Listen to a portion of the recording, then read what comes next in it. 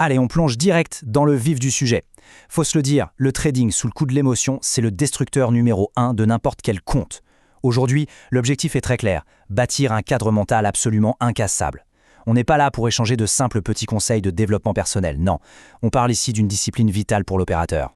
Alors pour structurer tout ça, voici le plan de route, notre premier protocole en quelque sorte. On va d'abord identifier le piège de l'émotion, puis comprendre cette erreur fatale qu'est la négociation interne. Ensuite, on va forger un protocole totalement inflexible et apprendre à séparer ce qu'on ressent de ce qu'on décide pour au final toucher à la vraie liberté sur les marchés. Première étape, le piège de l'émotion. Autrement dit, pourquoi notre propre cerveau, dans un environnement sous haute tension, devient notre pire ennemi et sabote notre discipline. Sur les marchés, il y a vraiment une ligne rouge très claire. D'un côté, on a le vrai trading, qui exige un protocole, une structure bien définie. Et de l'autre, la simple réaction, purement dictée par l'impulsion du moment. À la seconde même où on agit sans plan, bim, on ne traite plus du tout. On subit. C'est une réaction émotionnelle brute, ni plus ni moins. Et on sait très bien comment ça se passe. L'émotion, ça monte à une vitesse folle. Une grosse bougie rouge qui s'effondre d'un coup, une perte qui vient de frapper, ou même le pire, voir le marché exploser alors qu'on a loupé l'entrée. Directement, le cerveau logique disjoncte. L'envie viscérale de cliquer, de rentrer à tout prix ou de se refaire prend le contrôle total. C'est une mécanique neurologique absolument redoutable. Ce qui nous amène à cette question existentielle, en pleine tempête, qui tient vraiment le volant ? L'émotion ou le protocole ? Eh bien, sans un cadre extérieur, strict et imposé à l'avance, c'est inévitablement l'émotion qui gagne. Avoir ce cadre non négociable, c'est littéralement une question de survie financière. On passe au deuxième point, l'erreur de la négociation interne. Et surtout, on va voir le danger mortel que représente un tout petit mot, le mot « mais ». C'est fou comme ce petit mot vient ruiner la meilleure des stratégies. La règle exige qu'on s'arrête après 2 pertes, la petite voix murmure « ouais mais je peux me refaire ». Résultat, on aggrave la perte. Le stop loss est touché, ah mais le marché va forcément se retourner, et hop, le risque devient incontrôlable. On s'était promis d'attendre un setup précis, oui, mais là ça a l'air de vouloir partir. C'est le trade impulsif assuré. À chaque fois qu'on prononce ce mot « mais », le protocole vole en éclats.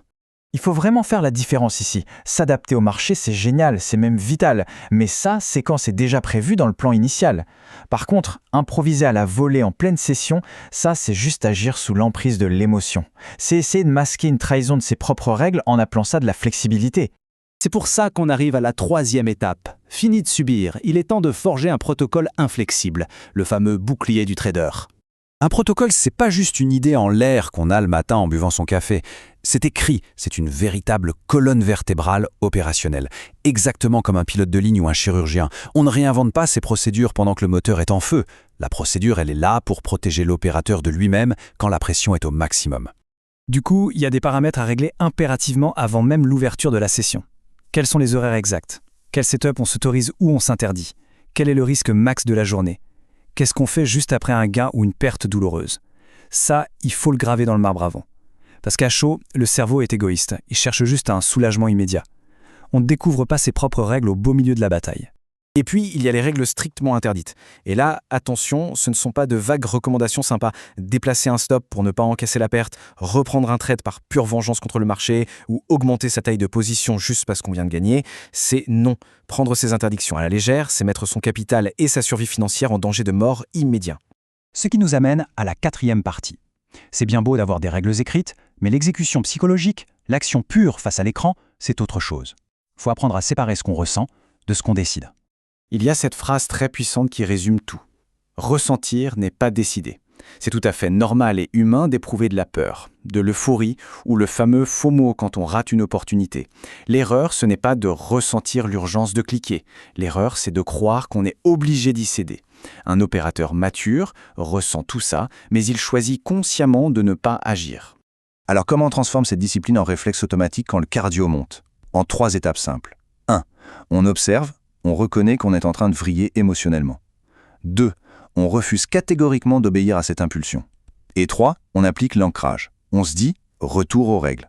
C'est exactement comme ça qu'une ligne sur un bout de papier devient un vrai gilet de sauvetage mental. D'ailleurs, ce mantra de survie, il faut se l'imprimer dans la tête.